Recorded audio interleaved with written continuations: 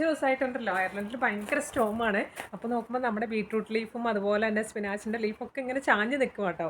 അപ്പോൾ കുറച്ച് ഇല പറിച്ചിട്ട് തോരൻ ഉണ്ടാക്കിയാലോ ഒന്ന്. ഭംഗിയായിട്ടാട്ടോ നിൽക്കുന്നത്. നമുക്ക് ഇങ്ങനെ അങ്ങ് ഇത്ര ഞാൻ പറിച്ചെടുത്തിട്ടുണ്ട് ഇന്നത്തെ ഒരു തോരന് വേണ്ടിയിട്ട് മാത്രം. അപ്പോൾ തോരൻ ഉണ്ടാക്കിയാലോ. നമ്മൾ കാര്യം ഓർഗാനിക് ആയിട്ട് മരുന്നൊന്നും അടിക്കാതെ ഉണ്ടാക്കിയെടുക്കുന്ന ബീട്രൂട്ടിൻ്റെ ലീഫ് ആണെങ്കിൽ കൂടെ നന്നായിട്ട് വാഷ് ചെയ്തെടുക്കണം കേട്ടോ. ഇതുപോലെ അരിഞ്ഞു വെച്ചിട്ടുണ്ട്. ഞാൻ 2 സെക്ഷനായിട്ടാണ് അരിഞ്ഞു വെച്ചേക്കുന്നത്.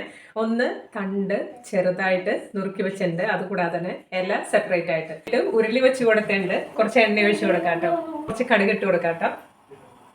ചുമന്നുള്ളിയും വെളുത്തുള്ളിയും കൂടെ ചതച്ച് വെച്ചിട്ടുണ്ട്, അതും കൂടെ ഇട്ട് കൊടുക്കാം. ശകലം മഞ്ഞൾപ്പൊടി ഇട്ട് കൊടുക്കാം കേട്ടോ. ഇതിൻ്റെ തണ്ട് ആദ്യം ഇട്ട് കൊടുക്കാം. തണ്ട് നന്നായിട്ട് ആയിട്ടുണ്ട്. ഇനി നമുക്ക് ഇലയും കൂടെ ഇട്ട് കൊടുക്കാം കേട്ടോ. ഉപ്പും കൂടെ ഇട്ട് കൊടുക്കാം. ചെറുതീയിൽ 2-3 മിനിറ്റ് നേരം ആ ഇല അങ്ങനെ ഇരിക്കട്ടെ. ആ സമയത്തിന് ഇവിടെ കുറച്ച് തേങ്ങ ചിരകിയിട്ടുണ്ട്, അതുകൂടാതെ പച്ചമുളക്, നല്ല എരിവുള്ള പച്ചമുളകാണ്.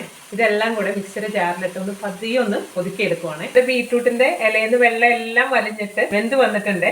ഇനിയിപ്പോൾ നമുക്ക് തേങ്ങ ഒതുക്കിയെടുത്തത് അതും കൂടെ ഇട്ട് കൊടുക്കാം.